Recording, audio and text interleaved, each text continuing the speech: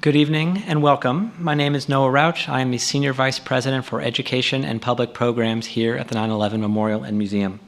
It's my pleasure to welcome all of you to tonight's program. As always, I'd like to extend a special thank you and welcome to our museum members and those tuning in to our live web broadcast at 911memorial.org/live. Tonight we are joined by C. Christine Fair for a conversation examining the tenuous and fraught relationship between the United States and Pakistan. Christine is a Provost Distinguished Associate Professor in the Peace and Securities Program in Georgetown University's Edmund A. Walsh School of Foreign Service. She was previously a senior political scientist with the RAND Corporation, a political officer with the United Nations Assistance Mission to Afghanistan, a senior researcher at the United States Institute of Peace Center for Conflict Analysis and Prevention, as well as a senior fellow at West Point's Combating Terrorism Center. Christine's research focuses on political and military affairs in South Asia. She has authored, co-authored, and co-edited several books and is an active contributing writer for The Atlantic, Foreign Policy, and Foreign Affairs. Christine's extensive knowledge of Pakistan and the larger region makes her a sought-after voice on this topic, and we are especially fortunate to have her with us here tonight. We'd like to thank Christine for sharing her time and insights with us. We are also deeply grateful to the David Berg Foundation for their support of the museum's 2017-2018 public program season. Please join me in welcoming C. Christine Fair in conversation with Executive Vice President and Deputy Director of Museum Programs, Clifford Shannon.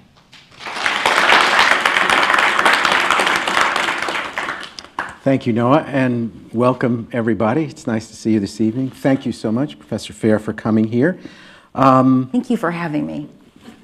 Good. Let's be very clear. To talk about Pakistan in this building, I hate to overuse that word surreal, but it really is. Well, let's we have, as a country, been at war for many years. We were and have been at war in Afghanistan and in Iraq, other places as well. But Pakistan has not specifically been a field of combat, but it looms over so much of what has happened in these recent years. And of course, going back before 9/11, there is a very long history of intense involvement and then complete estrangement, and then back after 9/11. And so describe, if you can, the contours of this relationship between the United States and Pakistan, going back to, and you have to go back a ways, I realize, so I'll ask you to not make it, the lecture that you could otherwise give. But, what are the ups and downs of this, have they been, and where are we now? So let me say that perhaps one of the best books on this is written by Ambassador Hussein Haqqani, called Magnificent Delusions. And I think the title pretty much summarizes it. For a briefer version, I recommend a book called Riding the Roller Coaster, written by Teresita and her husband, who's now deceased, Howard Schaefer. That's a 100-page version of the same story versus a 700-page. But in some ways, our relationship bilaterally begins in the late 50s. Pakistan had been soliciting U.S. support literally from the time it became independent in 1947. Part of the reason is when the British left the subcontinent and divided up the subcontinent into India and Pakistan, Pakistan was really the loser of partition. And again, I could elaborate upon this for hours, but Pakistan's entire governance apparatus was shambolic. And while the army had no complete units, it was the least shambolic of the others. And the first thing that Pakistan did was it went to war with India. And it's a fairly brazen move, right? Because even after partition, India still was militarily much more least conventionally superior to Pakistan. So Pakistan began saying things that we would really kind of laugh at if you were to see it in text. But they would say things like, our army could be yours if you just give us the money.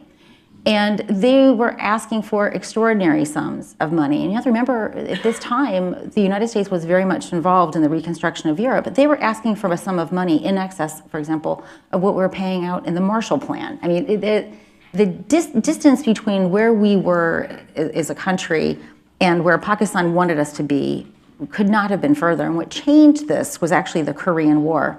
When we realized that we have to have our own Asia policy, that it was no longer adequate to just outsource our policy to the British. So we began a series of alignments with the Baghdad Treaty, and then when Baghdad withdrew, it changed names. And then we also had CEDAW, which was the Southeast Asia Treaty Organization.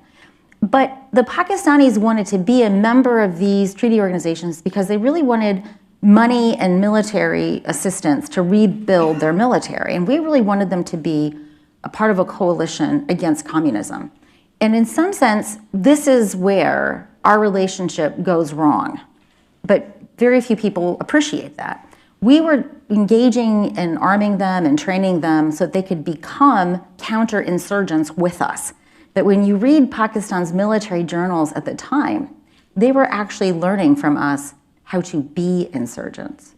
So this relationship went under false pretenses until the 1965 war. We cut Pakistan and India, 1965. The 1965 war between Pakistan and India. We cut both countries off. It affected Pakistan more because it was more dependent upon our systems.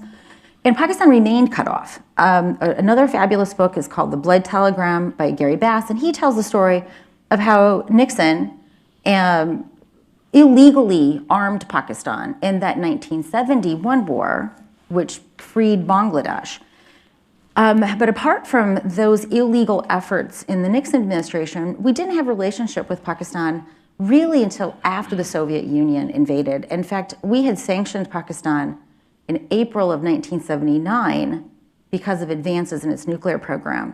And what was happening in the late 70s, Pakistan on its own time and its own dime began a jihad policy in Afghanistan. And the United States, after the Soviets invaded, we had to figure out how to undo those sanctions. And it was very difficult to do. So we don't get the sanctions undone until Reagan is in office and Congress relieves those sanctions in 1982. And this relationship continues until it doesn't anymore. And we re-invoke sanctions that had been previously suspended. And that happens in 1990. And then we are estranged again until 9/11 happens. In fact, not only are we estranged, we are heavily sanctioning Pakistan. And so what happens after 9/11 is that I think the Bush administration suffered from the fact that after the Cold War had ended, we got rid of all of our South Asia analysts. And people just didn't understand this country anymore. All that expertise was repurposed. In the government, you mean? In the intelligence community, the State Department, and so on. Yeah.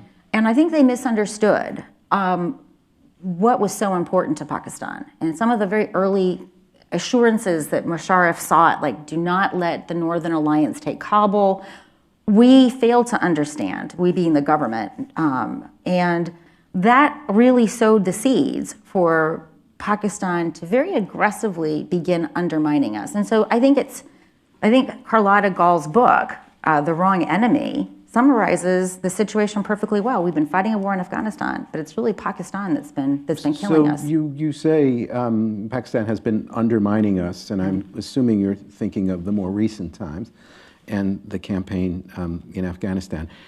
Let me ask you to be more specific about what you mean by Pakistan undermining the U.S. effort in Afghanistan. So to put a very fine point on it, from 2004, if not earlier, Pakistan began actively re-supporting the Taliban. So for many people who are not South Asianists and weren't following the ins and outs of this conflict, by 2004, we thought we had won Afghanistan. We thought we had defeated the Taliban. But all we really did was rout them. And so we came in through the north with the Northern Alliance, and we pushed them south, and they went into Pakistan, where they, along with Al-Qaeda, took sanctuary, is well known, right? Let me just interrupt and ask if we can bring up the map of the region, the political map of the region. They'll get it. There you go. So as we're talking about this, you can see Afghanistan there at the top center. Driving them south into Pakistan is what the result of the U.S. invasion was. So I think perhaps a better map will be slide number 6. Okay. Because this actually, so do you see that color in pink that looks like a smear of salmon locks? I'm sure they use that reference all the time in Pakistan as well. It's true. That wasn't a very halal reference. Yeah. But so that's called the federally administered tribal areas.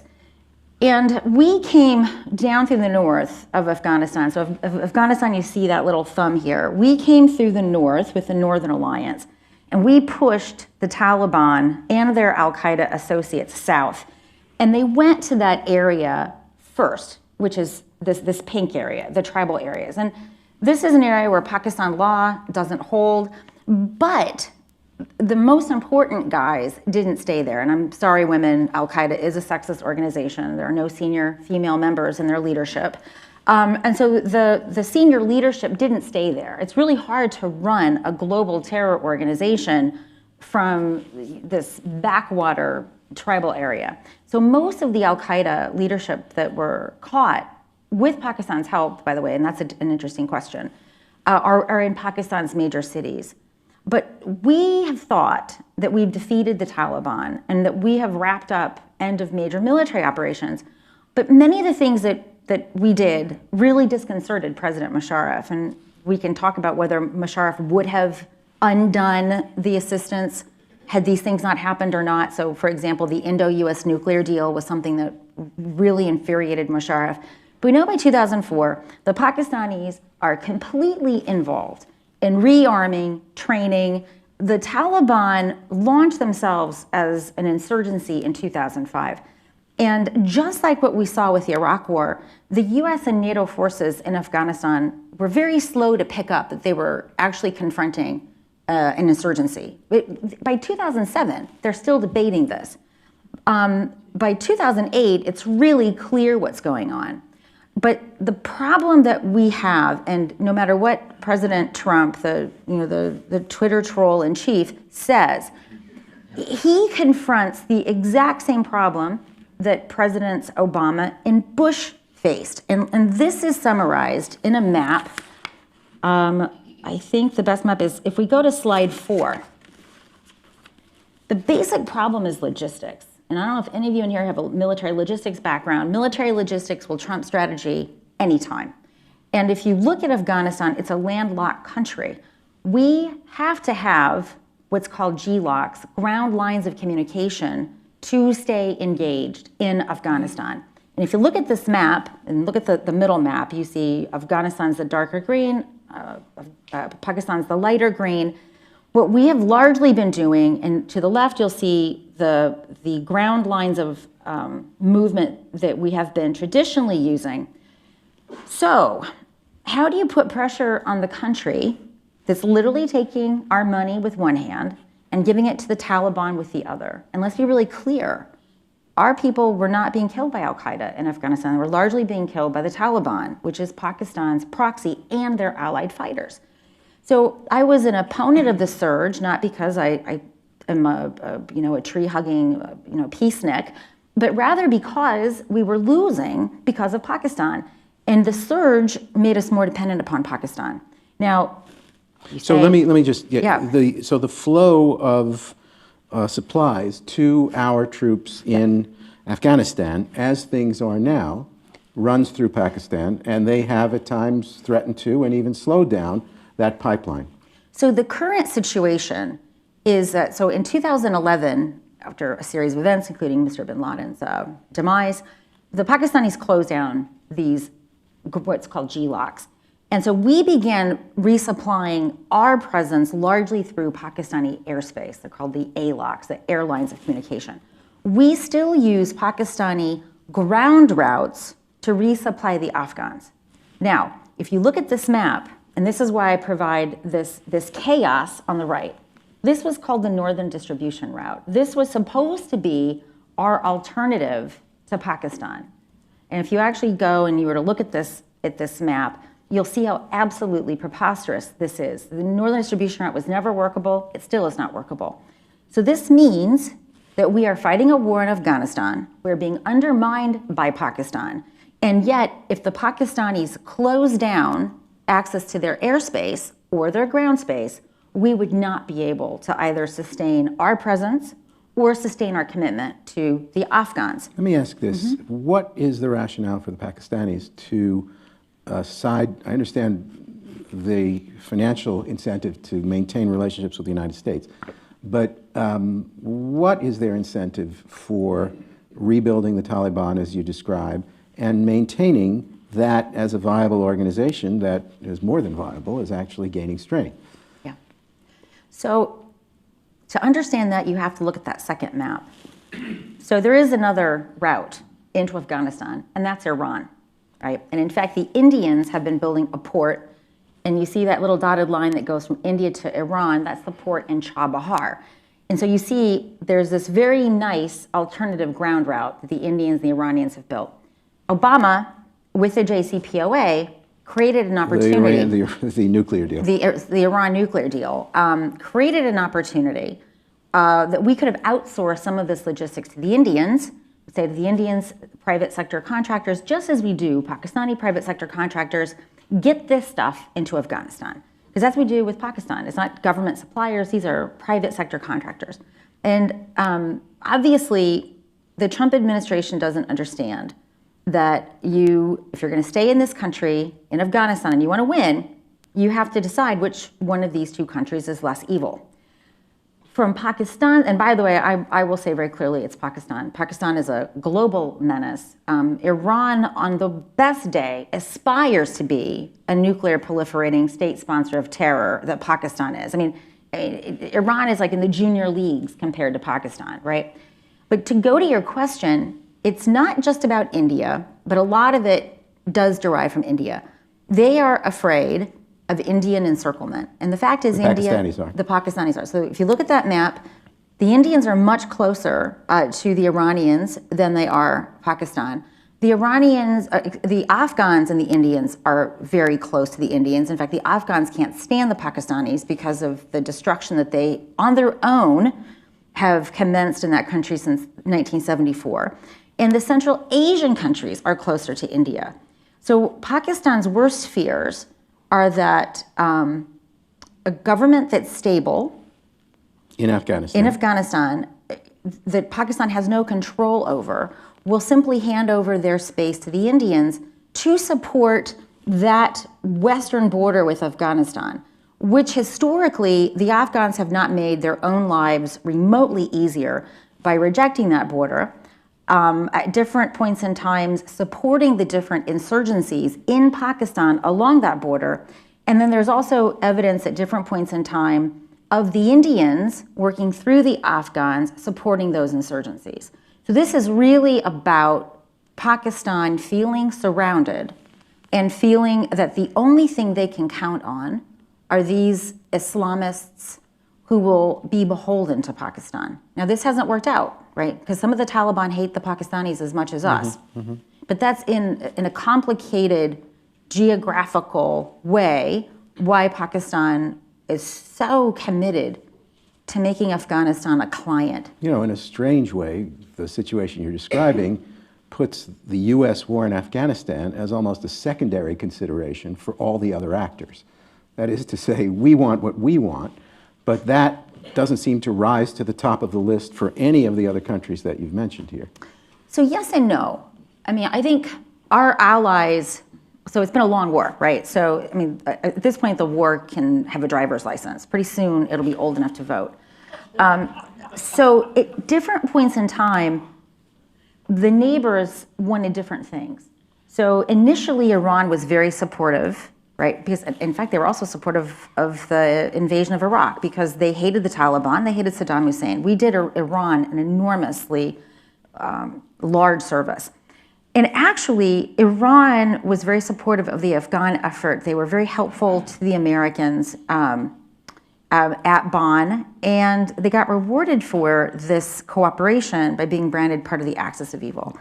So over time, Iran has at times facilitated al-Qaeda movements, particularly where you see Iran sharing a border with Afghanistan. They've provided IEDs, improvised explosive device apparatus, so tactical support to the Taliban, even though strategically they're not interested in them. India has benefited from our military presence because under our security umbrella, it's been able to reestablish its traditional presence in consulates and embassies. The Chinese have really benefited. As a colleague of mine used to say, we're going to fight to the last Marine to make Afghanistan safe for Chinese exploitation. but the security situation in Afghanistan is so dire that even the Chinese don't want to exploit it. So at different points in time, these different neighbors have wanted different things. And I think right now, their biggest concern and the biggest question mark is really, what is President Trump going to do? And this conflict that part of our government has with China and Russia really complicates the hedging strategy that all of these countries around Afghanistan are undertaking. Now, at the beginning of this year, the president announced suspension of aid to Pakistan. Now, as you've written in a number of places, there's all kinds of aid coming from all kinds of different American programs. Some of it is economic support, some of it is military support, some of it is state-building support, essentially.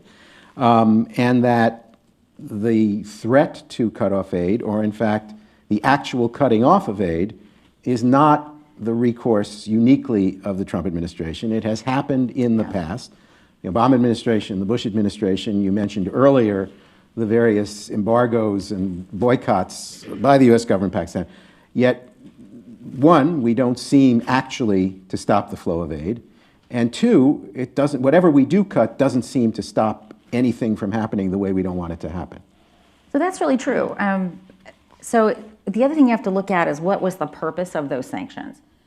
So when we imposed sanctions on the Pakistanis in 1979, within a matter of a few years, and by 1982, those sanctions are lifted because we need to figure out a way of moving money through Pakistan because of the Soviet invasion.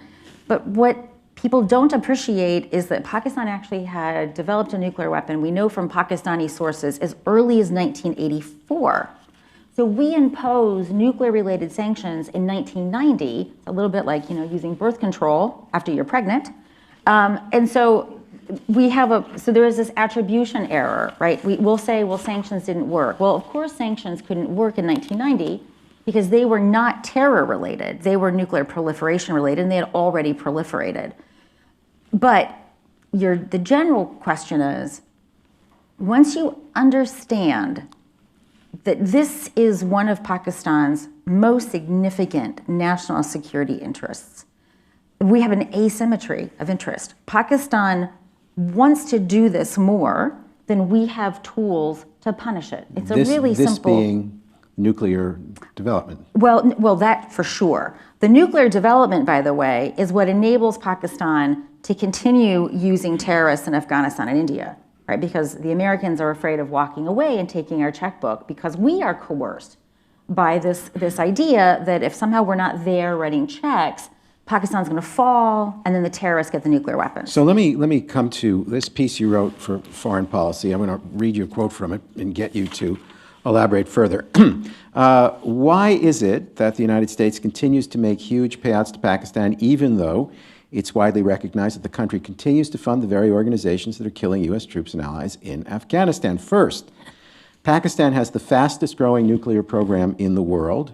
You actually refer to battlefield, that small size and perhaps looser kinds of weapons. America and its allies are rightly concerned that any instability in Pakistan may result in terrorists getting their hands on Pakistan's nuclear technology, fissile material, or a nuclear device.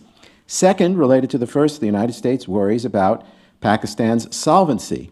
Pakistan has essentially developed its bargaining power by threatening its own demise. With any economic collapse of Pakistan, Washington again fears that the specter of a nuclear-armed terrorist group rising up from Pakistan will materialize. Now, this is not a fanciful scenario, even in a relatively stable Pakistan. So I actually think Pakistan is more stable than people think. I call it a stable instability. So this idea that Pakistan is going to crumble, it's bargaining power of stop me before I shoot myself. I usually say pull the trigger because you're not going to do it. They are much more stable than people appreciate. And this is actually the beauty of Pakistan. I often am accused of being anti-Pakistan. I'm actually anti-terrorism and anti-ISI, which is the intelligence agency that orchestrates it. But if you actually spend time in Pakistan during a crisis, you see something totally profound. So I was there during the 2010 flood when about a third to a fifth, depending on how you classify the population was affected. These floods were biblical in scale, and it was These are tens of millions of people you're talking about. the tragedy that beset Pakistan in those floods made Haiti look like a cakewalk. And Pakistan got a fraction of the funds that Haiti got. Haiti today is still debilitated by its earthquake. You see no signs of this in Pakistan. And to see this up close is to actually see what makes Pakistanis so extraordinary. They're some of the most resilient people you'll ever meet. So what immediately happened at the village and sub-village level, people just began gathering resources. People began rescuing people. Folks began donating whatever they could. And this is not very well documented because people are not interested in the times when Pakistan does something extraordinary. But I kind of think of these local activities is the triage that happens on a battlefield. You know, we now have that stuff that you sprinkle in your wound or you stick a tampon in your wound. And that stabilizes you until you get to a medical facility. And that local aid that happened immediately is what kept that country going until the big aid started. And so there are so many things that Pakistan has experienced like this, losing half of its population in 1971, and with a few years, it's still able to challenge India, right? So there is a resilience to Pakistan that's really quite, there's no other word for it, it's moving. And it's not something that we tend to see on CNN. And so what I think will happen if we actually do what we need to do, which is really to cut them off, when we cut them off, I also think that Pakistan will undertake reforms. So this aid is killing Pakistan. We are actually undermining our own interests and we're undermining Pakistani democracy by this aid. And we're doing this in two ways. And Americans don't like to appreciate this. But the fundament of democracy is taxes. We pay our taxes and the scoundrels have to be accountable or we vote the scoundrels out. Pakistan is a rentier state in much the same way that Saudi Arabia is, right? People don't pay taxes, right? They get money from the outside and therefore there's no accountability. And we have essentially been putting lubricant into a system that would ordinarily demand change. Right? Ordinarily, people would be furious that an army that has never won a war, and it's never won a war except its own democracy, and has started every single one of them, also is projected as the savior of the country and gets to eat whatever piece of the pie it wants, leaving the rest of the country to beg to the international community. In no place would this be sustainable if it weren't for this infusion of outside funds at the IMF and elsewhere. Then there is this China thing, and the Pakistanis love to dangle, well, we're just going to go to China. And I say, you know what, you do that. Because the Chinese aren't going to be as forgiving as we have been. The Chinese are engaging in a very extensive loan program to Pakistan, and like Chinese adventures elsewhere, there's no opacity. The Chinese basically set the price, the Pakistanis get the bill. They bring their own employees in, they'll bring their own resources in, and then Pakistan gets the variable quality infrastructure at a price it cannot service. So this is an interesting moral hazard problem. If we don't cut Pakistan off at the IMF, the American taxpayer is going to be subsidizing Pakistan's loan servicing to the Chinese, right? I mean, this is really perverse. And then the Americans, unfortunately, we don't have a national security elite right now that thinks about national security. But what we see happening in Sri Lanka, where the Chinese also did this in this useless port at Hambantota, the loan servicing is more than the port can ever generate a profit. What the Chinese basically said was, fine, give us the port. So the Chinese essentially have a sovereign port in Sri Lanka. And they're doing this in Burma, they're doing this in Bangladesh, although the Bangladeshis are a little bit more wary of them. And so then we're with respect to this port that the Chinese are building in Pakistan, the Americans are really, again, at the horns of another dilemma. Do we basically keep the Pakistanis from defaulting and having to give the Chinese access to this port, a la Hambantota, or do we encourage Pakistan to engage in fiscal irresponsibility by continuing to support them at the IMF, which will ultimately mean that we're going to be funding their payouts to the Chinese? There are no good options for Pakistan and the United States. There just aren't any. And Trump can tweet all he wants. I assure you, his national security team is no better than previous national security teams. So it's really hard to be optimistic either for Pakistanis or for us, Let me ask then. or for Afghans, actually, the worst victims. You know, you talk about this nuclear risk, and it is real. And you talk about some of the loose handling of these weapons. I mean, let's hear a little bit about that. So that, does the risk of unwanted proliferation, unwanted even by the Pakistanis, does that exist even in spite of the controls the Pakistanis claim over their own nuclear weapons? So I kind of call the BS flag on this for a couple of reasons. What enables Pakistan to be a rogue state with impunity and to continue getting our money is its nuclear assets, right? So Pakistan has a very high incentive to keep control of these weapons, right? So at a structural point of view, if there wasn't what we would call reliable command and control, the utility of this weapon from a Pakistani point of view diminishes. However, from a rent-seeking point of view, they themselves are the ones that encourage people to be afraid, right? So amongst Pakistanis, the utility that it reassures them that they can do what they do with impunity is this belief that they have solid command and control. They exploit us and our fears by encouraging doubts about their command and control. So what are the real issues? And when they are in the barracks in their peacetime position, I'm not terribly concerned about them. I don't lose sleep over that.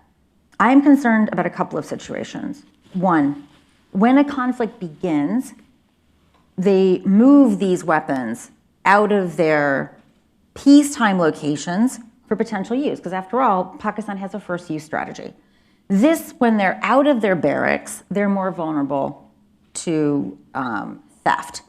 The other thing that they do, they're constantly moving these weapons around as a part of their deniability strategy. And if we believe the news reports, and I'm 50-50 on believing these news reports, they move them in thin-skin, normal vehicles, like ambulances. Now, the argument would go that these are not suspected of carrying nuclear materials, and therefore they're at a less risk to being attacked. But if they were attacked, there's very little that could be done to protect those assets. So I put a big question mark around the reliability of that reportage, but what we do know is they move them around. We also know that the Pakistan Army has been infiltrated. We know this because we've seen these high-level attacks that have had insider information.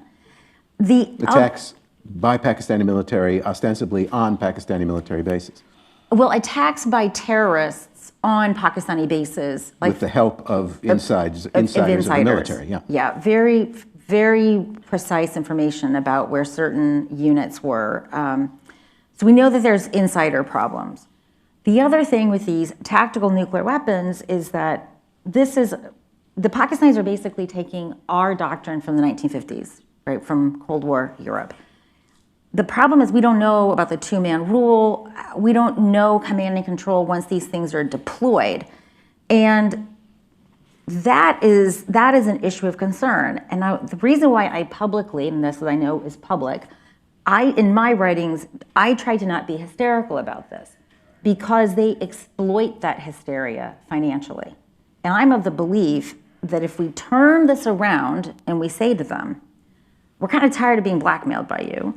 You say you're a responsible nuclear weapon state. And we know what your signature looks like, the nuclear signature, because of the investigations in Iraq, the Libyans, because the Pakistanis were the ones giving this nuclear technology, and also because of the investigations of the Iranians. We have an idea what their signature looks like. I'm of the belief that we should simply say to them, you are responsible for your materials. And if it gets into the hands of non-state actors, or if you use nuclear weapons in a first use against India, we are going to respond to you appropriately per our doctrine. And in other words, instead of us trying to manage question marks about their command and control, we simply make the costs of their screwing up inordinately high. And that's an approach that unfortunately you'll find very few takers in Washington because policymakers are risk averse, right? They'd rather see Pakistan. The example I give, although youngsters don't know these things ever existed, is the parking meter. Remember in the old days, we put a quarter in, and maybe we're supposed to get 15, but we actually got like 5 because the thing was broken, because like these things are a scam anyway. But to a policymaker, they would rather work with Pakistan as a broken meter. We're buying 15, but maybe we're getting 3, but we're getting 3 consistently. If we do something extraordinarily different, we might get negative 15. Right? This is the sort of risk averseness of policymakers, right? And look at our policymakers, for crying out loud. I mean, they do like arm workouts, but they don't do spine workouts. So if we think that they're going to be serious and provocative on Pakistan when they can't be serious or provocative about anything else, I'm not holding my breath. But that's the complexity of it. And we're basically holding ourselves hostage to Pakistan's tantrums. So let me shift a little bit because you write as well in terms of the development of some of these different jihadist groups that Pakistani supports, but the spread of this, and we go back to the political map. I want to just show everybody Bangladesh, which is now a country where some of these issues have occurred. So you see on the map, you see where Pakistan is, and all the way on the other side of India in yellow, you see Bangladesh, which used to be eastern Pakistan. And the war that you described was the separation of those two elements of Pakistan. And when you speak to Pakistanis, this is considered an ongoing national tragedy. This was a terrible loss in their history and so on. So it certainly conditioned them, given India's role in supporting Bangladesh and so on, to have suspicions of the Indians. And Bangladesh, in its own development, decided on a very different path, at least ostensibly so. So pick up the story for us of a state that in the early 1970s emerges from this war, declares itself a secular state, and more inclined to identify along ethnic rather than religious lines as Pakistan has. And yet the transformation in that country is feeding on many of the same currents that have created this radicalism in Pakistan and Afghanistan and so on and so forth, raising the possibilities of new threats that are not at this point really being recognized. So there's a lot in that question because very few people know about Bangladesh. The Pakistanis, as you noted, this is something that they continue to lugubriously repine. But what the Pakistanis do not themselves acknowledge publicly is that they lost East Pakistan not because the Indians intervened. They actually lost East Pakistan beginning in the 50s because they treated the ethnic Bengalis in East Pakistan execrably. At Georgetown, I do a whole hour lecture about the things that Pakistan did from 47 to 1954 alone, right? So the Pakistanis like to focus upon the Indian intervention, but they take no responsibility to the racism, the religious exclusion policies that Pakistan adopted. Remember, or if you didn't remember, now you'll know, that when Pakistan became independent, about 25% of its population were not Muslim. Most of them were Hindus, and most of that non-Muslim population lived in Bangladesh. So Pakistan early on adopted what's called the Objectives Resolution that says there's going to be no law that's repugnant to Allah. Well, that's a terrible law if you're not a Muslim, right? I mean, it's fair. Who would want to live in a situation like this? And then the Bangladeshi Muslim was frequently characterized in racial epithet terms. They weren't considered to be real Muslims because of their close proximity to Hindu Bengalis. Their language wasn't recognized as a national language, so they were deprived access to government employment. And because they weren't considered a martial race by the British, nor were they in the military. And so when Pakistan had its first coup by Ayub Khan in the late 50s, Bangladeshis were literally excluded from all access to power. They were politically excluded. They weren't in the military. They couldn't work in the bureaucracy. And so this was a long march. And what the Pakistanis did in 1970 was, after the party that represented the Bengalis in the East, the Awami League, won an outright majority, the Western Pakistani elites didn't want to seat that government because they didn't want to be ruled by, quote, racial epithet. So this is, and then that's really what made the independence irrevocable, because the Awami League figured out playing by the rules doesn't work. We won fair and square. We won probably the cleanest election in Pakistan's history, and they refused to seat the government. And then as refugees began pouring into India, we know that initially India was very hesitant to intervene because some of those folks were leftists. At this time, India was experiencing its own Marxist insurgency. India was very hesitant about this, and they also didn't want the precedent, because India also had insurgencies, right? They didn't want the precedent of an outside actor liberating a disgruntled group within their country. But eventually we know what they did. Throughout the summer, they began training the rebels. The Indian army began moving assets from the west to the east. They began putting air assets into place. And technically speaking, the war began the war began when Pakistan struck air assets, Indian air assets. So technically, Pakistan did begin the war, and the end was as we know it. But many of the instruments that the Pakistani state used to oppress East Pakistanis were Islamists. So Jamaat Islami had a couple of militias that did very brutal things, and they were collaborators in the war crimes that the Pakistan army committed. And because of the Islamism that the Pakistani state was using to suppress ethnic tendencies, the state became independent as an ethnic state, really averse to Islamism. But what happened almost immediately, because Pakistan and Bangladesh shared this shared history of coup making, the very first military coup, which happened very quickly because the first leader of Bangladesh was himself very corrupt and authoritarian and really not a good dude. The first coup happened, and this begins the process of re-legitimizing Islamists. And so Bangladesh moves from being adamantly opposed to Islamists to, now that they are a Bengali majority state, they're reconsidering the place of Islam in their society. And also there were Bengalis, Bangladeshis that went to the original Afghan war. So this is an incredibly complex story from the south. In the 80s, there were also Rohingyas. By the way, the Rohingya crisis is not new. It's been ongoing ever since Myanmar became independent in 1948. So many Bangladeshi Muslims found themselves caught up in these global jihad concepts.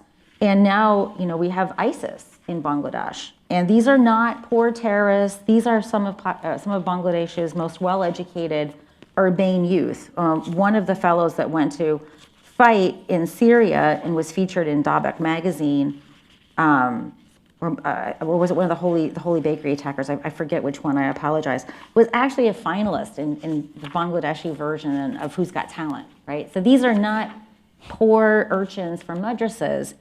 Bangladesh has a problem, and this current government isn't helping. That's another long discussion, is this government tries to consolidate her authoritarian rule. She's constricting space for legitimate Islamist actors to participate. That's never a good recipe. Take a look at Turkey, for example. Let me ask, though, you talk about the appeal of both Al-Qaeda and Islamic State in Bangladesh, and you distinguish between the kinds of people who are recruited for each of them. Who's drawn to Al-Qaeda, who's drawn to ISIS, and what's the difference there? So there's a big ideological difference. So in South Asia, and I can't speak to other parts of the world because I only study South Asia, Al-Qaeda is very closely associated with the Taliban and a particular interpretive tradition called Deobandism. So the Afghan Taliban, most of the militant groups in Pakistan, they're Deobandi. Interestingly enough and ironically, Deoband is actually originating in India, but these guys bear no resemblance to their Indian Deobandi co-religionists. So there has been this long-standing reliance of Deobandi militants upon madrasas. And so the Al-Qaeda, Taliban folks, you'll see many more people coming from madrasas. They're less well educated. ISIS, in contrast, it is one of my Bangladeshi colleagues named Ali Riaz, who you should really have. He's really superb on this stuff. He described it's like, why would you have like an old Nokia phone when you can get the newest iPhone? And that's the comparison between Al-Qaeda and ISIS. Al-Qaeda is your father's terrorist group, right? ISIS is the new, fresh terrorist group. And they're seen to have a very different set of goals. And so they're very different in terms of the kinds of attacks that they do, in terms of the kind of young men that they attract. What are the different goals that are attributed to each of them? So Al-Qaeda is no longer seen as this global terrorist organization, right? This idea of a global caliphate, or I guess Americans say caliphate. And in fact, bin Laden never really spoke that way either. Like, bin Laden had very specific goals.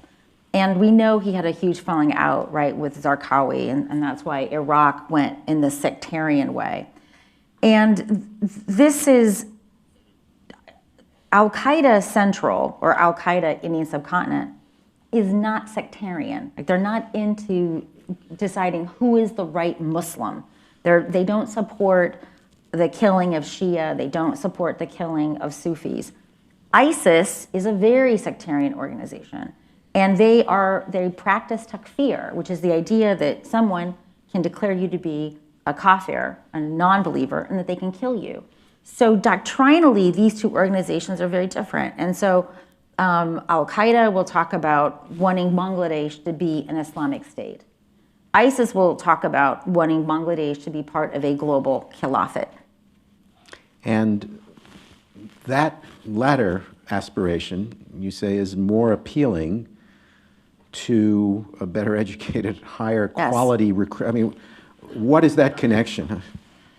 So I mean, it's a puzzlement, because we also see this in Pakistan. I do a lot of survey work, and then actually I'm analyzing data as we speak, data in Bangladesh about people who support different kinds of groups and why.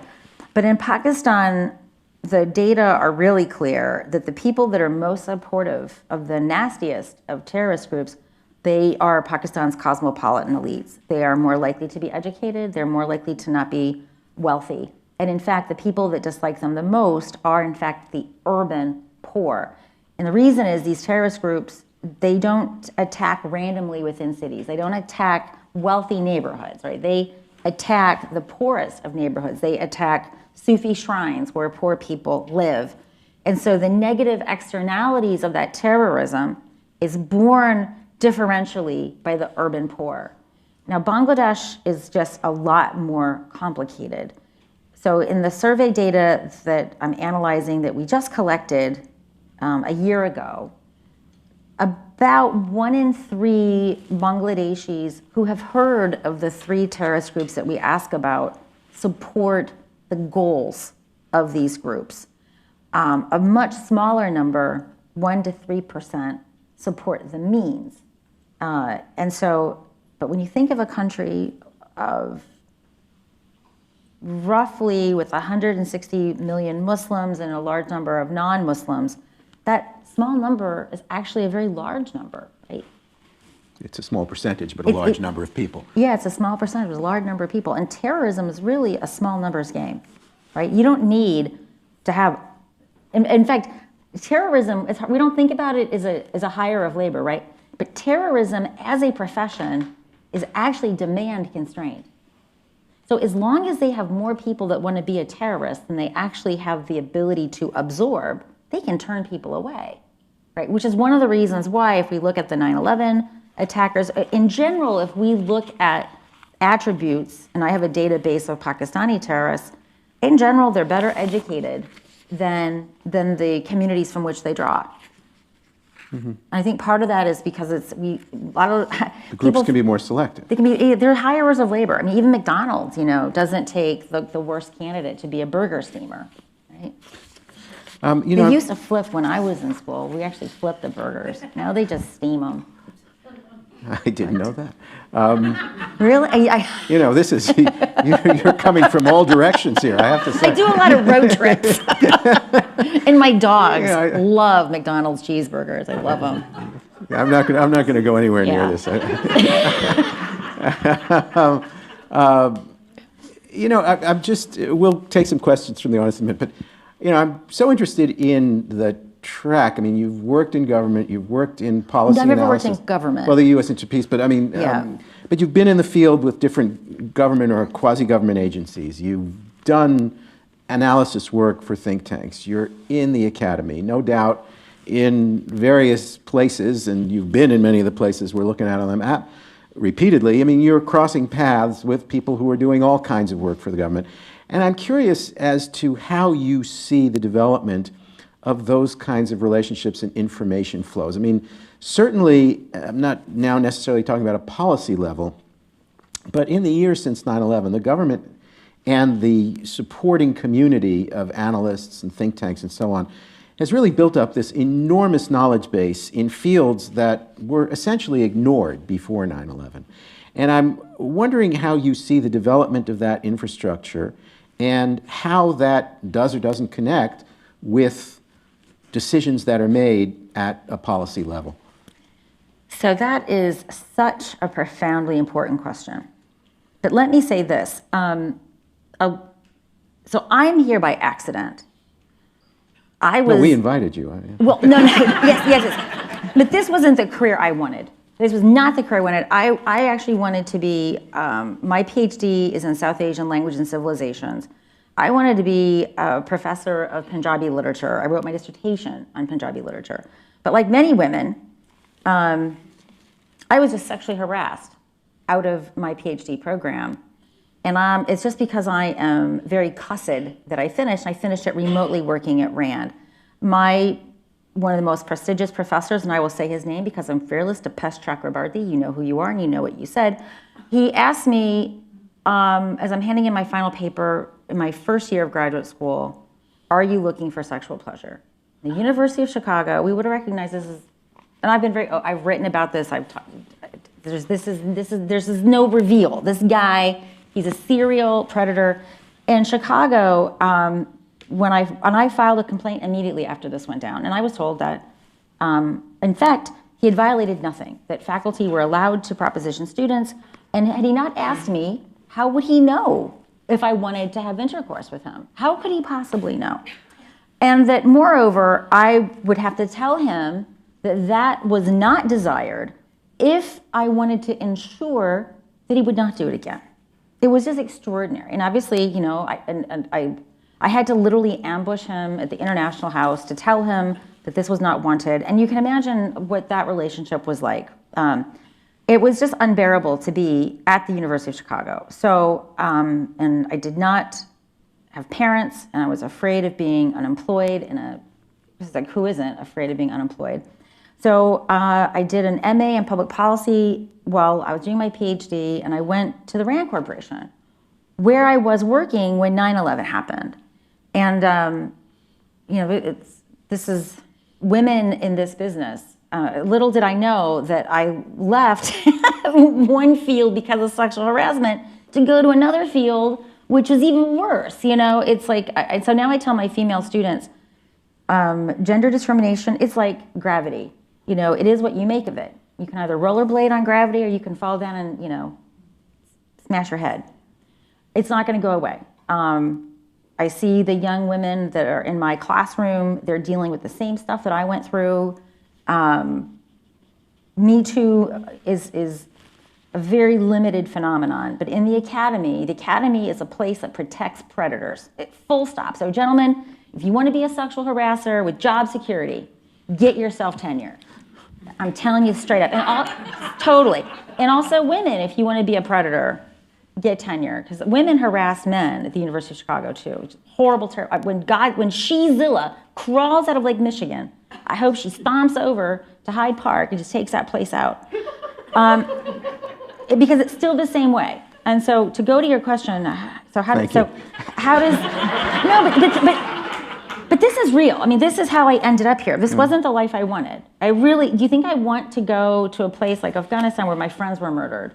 I mean, where I'm attacked in my hotel room.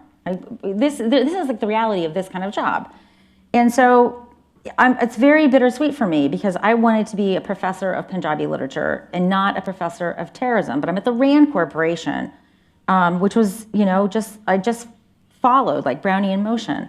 And then 9/11 happens. And then oddly enough, my entire life changes. And in a way that I could never have planned it. I could not have planned it. So I think what I've seen is that from the academy side, and Georgetown is very different. I think I would not be hireable. In fact, if you go and see what other people at other universities say about me, they think I'm a baby-killing warmonger, right? So in general, academia is very hostile to this stuff. In general, government is hostile to this kind of stuff because they view us as being unsympathetic to what they're trying to do. So there's a very small number of academics who move, basically we're loathed optimally in both sides. But for example, certain government agencies wanted to hire me immediately after 9/11 because of my language skills. And I'm not clearable by the CIA because I had intimate relations with non-Americans, particularly gentlemen that weren't white. The sexism of that hiring process, again, it's still in place. So the people that they want, and we've been investing in linguists, we've got various programs like the Critical Language Fellowship Program. Inevitably, when you go and spend time in a country, you develop friendships with those people, and it makes you unclearable, right? So what will happen at the CIA, inevitably, and I've seen these people come and go, we get these kids with clean passports, clean relationships, right? Nothing funky. No one, was that a turban? Is he wearing a turban because he's a Sikh or because he's a Muslim, right? No complicated questions. Oh, you dated this guy named Bob. Okay, great. Perfect. Is Bob from Kansas too, right? So actually, from my point of view, I see a tremendous dysfunctionality, right? So let's take the Pakistan embassy, for example. No one wants to go serve there because it's not a prestigious post, it's not a family post. And so we need our A team and we're getting our D team. So it is definitely glass half full, glass half empty. But my argument would be, well, if it's a glass half full of cow piss, it's still cow piss, do you really want to drink that? Probably not.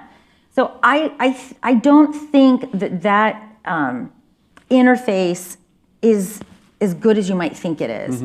I think like the program I'm in at Georgetown, we're kind of an exception. I've got Bruce Hoffman, I've got Dan Byman, Victor Cha. Because Georgetown is so close to DC, right, we are an aberration. But your regular academic wouldn't even want to work for the government because academia, especially coming out of the Vietnam War, right, this general hostility. The Human Terrain Team project is a really good example of a great idea that was absolutely sabotaged by academics. The idea of the Human Terrain Team was that we were going to have anthropologists who speak these languages, who are comfortable hanging out. But the American Anthropological Association basically said, anyone who does this, we're going to blackball you. And I thought this was the most outrageous thing because all of us benefit from US government funds. They pay for our language skills. They subsidize our libraries. And my view was if you're going to blackball someone who wants to work for the government, then you should give back every single government cent you got. Right? You can't have it both ways. Right? We didn't invest in you because we wanted you to resurrect, 15th century Buddhist poetry that was inscribed on a piece of rock that's managed to survive weather. Right? That's not why we did this. So I'm at this intersection where I'm equally curmudgeonly of both academics as well as government because we have so many resources, but these resources are structurally unable to communicate with each other because of confirmation bias and other forms of bias. Let's see if we have a question or two. And you can ask about confirmation bias if you're so inclined. Or... Thank you. There we go. Thank you. This gentleman here, please wait for a mic. We'll be right with you. Hi there. Thanks for that. That was really informative. I just have to share an anecdote with you. I'm from Pakistan. कहाँ से and- हैं जी पाकिस्तान में? हाँ, कराची कहाँ से? ओ, कराची कराची। कराची से। महाजर हैं जी आप या सिंधी? महाजिर पठान। ओह, महाजर पठान बहुत खतरनाक हैं। Soon after 9/11, a colleague of mine decided to join the CIA because he thought this was his calling. He's going to serve his country. A few months later, a gentleman from the CIA came to my office, asked my boss, like, we are doing some Q&A, backgrounds check. My boss sends this guy to me, and he asked me all these questions about my colleague. Background question, does he do drugs, alcohol? And I'm waiting, is he gonna ask me that I'm from Pakistan? Is he? He never asked anything about me. I was so disappointed. Yeah, okay, by the way, he hits upon a really interesting subject, right? Who does these background investigations? A bunch, no offense to those if you're in the room who do it, a bunch of retired goobers who I can't even imagine that they're entrusted doing these background investigations. Because now I'm a professor, my students in our program, a lot of them want to work in government. So I can't tell you how many of them have called me up. Oh my goodness. So the South Asians, you'll get a kick out of this. So because there was a time when I did Beltway Bandit contracting, and so you have to have a clearance. And so after Edward Snowden, we're going to clean up our act. We're going to get serious, and we're going to find the problem people. So my brother-in-law is a Punjabi from the UK, and he has a funny name, even though he's British. They said, well, you have to fill out the special form for your brother-in-law. They actually asked him, what is his tribe? I wrote Manchester United. How preposterous is this? So I was like, well, we're going to have more Snowdens if this is stepping up your game. But no, this process, the people, it is like putting a pederast in charge of the playground. We're having some of the most incompetent people do the most important job. It is amazing to me. I'm so glad you raised that, because I can't tell you how many times I've been interviewed for my students, and I'm like, I can't believe you just asked me that question. It's just absurd. But that's how it rolls. That's how it is. Just go in the back there, please.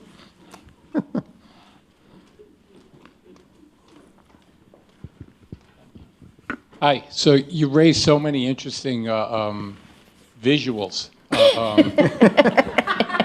One in particular really stands out, though, when you were talking about the nuclear weapons in Pakistan. When you said that they could move them, they move them to a wartime position, they move them like in an ambulance or a truck. When we see footage of North Korea and the nuclear weapons, they're showing these massive weapons with missile launches. And, I personally have never seen a nuke, but my guess is that a nuke would be pretty huge, and it just can't. It's not something you could throw over the border, right? My guess is you need some type of launching equipment. So how is that? Because that seems pretty frightening when you say that they could just move a nuke in a truck and worry about the nuke being kidnapped. It's not like we're watching 24 or some television show. So can you explain that a little bit? Okay, so there is a debate in the scholarly literature. So there's essentially three processes that happen. So the first is that the cores, the nuclear cores, are mated with the warheads, right? Then the warheads are mated with a delivery device. Then the delivery device is deployed, right? So if you looked at our doctrine, our missiles are always good to go, right? It's a little bit like, Hefner back in the day. It's always good to go. So in those silos, because it was part of our doctrine, right? If we picked up intelligence that the Soviets were going to nuke us, we weren't going to wait to see if that thing landed with a thud or not. So our doctrine was always keep them good to go. So in 2007, you may recall that we lost some nukes. We had some nuclear warheads that were just flying around on a B-52. So we have what's called a nuclear triad, right? So we've got nuclear weapons that are in the possession of all of the services. Pakistan does not yet have a triad. India is working on a triad. So what does this mean? Predominantly, the Pakistan Army has command and control over these assets. And so the reason why they can move things around in a van is that they're not moving the mated, they're not moving the mated warhead with the delivery vehicle. So Pakistan has a couple of delivery options. One, they're called TELs. They're based trailer erector launched missiles, and that's what when we see these military parades, which apparently we're going to have too. I'm looking forward to it. I want to see some Minutemen, going down Pennsylvania Avenue. So those are called TELs, and you'll see the missiles put on. They love showing these things at parades. I mean, France apparently does this too. But Pakistan can also drop ordnance from nuclear-capable aircraft like F-16. So that's the long and short of it. They're probably moving around the warheads. I think my girlfriend, Farah John, is she here? You know this stuff. Harass her. She knows this better than I do. No harassment. No, I mean in a good way, because she's smart as a tack, and she knows this stuff. Oh. I don't know what to do. Let's take one on this side, please. Hang on, just wait for the mic, please. Hi, thank you. I've been really entertained by your sparkle. I don't know how else to say it. This is really the best panel discussion I have been to in years. I appreciate you so much. I have a question. You said all kinds of interesting things. You mentioned that the military, the Pentagon was confused to label what was happening in Afghanistan an insurgency until late 2008, 2009. But didn't George W. Bush sign an edict in 2002 saying the military wasn't in charge in Afghanistan, that it was the CIA that was in charge in Afghanistan? So if that's true, I'm not saying it's true, but I think I read it somewhere. When did the CIA cease to be in charge in Afghanistan and the military take over? And did that coincide with this realization all of a sudden that we were fighting an insurgency? See, this is the magical question. Did you read Carlotta Gall's book? I didn't, but I know her. Okay, I love Carlotta Gall. Love her. Okay, so this is the magical question. We actually were fighting two wars in Afghanistan. One was a counterterrorism war that was being fought by largely CIA and special operators. These are the guys that go out, slit, float. They do stuff that you don't want to do, you don't want to see done. And that was a very specific mission. Operation Enduring Freedom was their mission. Then there was a second mission, which was NATO-led, right? Which was at the time called ISAF, the International. Now I'm forgetting what ISAF stands Security for. Assistance Force. Yes, exactly. Menopause brain, don't go through it. So you had these two very different functions. And so what ISAF was doing, ISAF was assisting Afghanistan, as the name suggests, and they were training ANSF, the Afghan National Security Forces, whereas the counterterrorism folks were specifically focusing upon Al-Qaeda. So this is why the United States, for so long, misunderstood the Pakistani game. If you were CIA, you loved Pakistan. Now they don't, by the way, that's changed. Because whenever there was some, yakety yak going to Pakistan, there'd be some Al-Qaeda number 3, we just caught Al-Qaeda number 3. By the way, that had to be like the worst job description ever.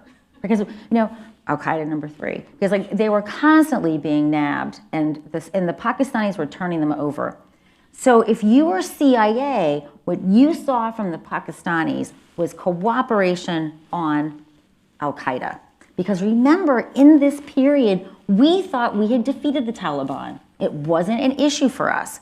But what was happening on the military side is that increasingly we began to see stuff like, oh, what is this? The Taliban, they're fighting differently. And by the way, we weren't just seeing the Taliban. If you talk to if you know anyone that served in Afghanistan, they'll tell you, in some cases, Pakistani military, the Special Services Group, were fighting with the Taliban. I want you to let that sink in.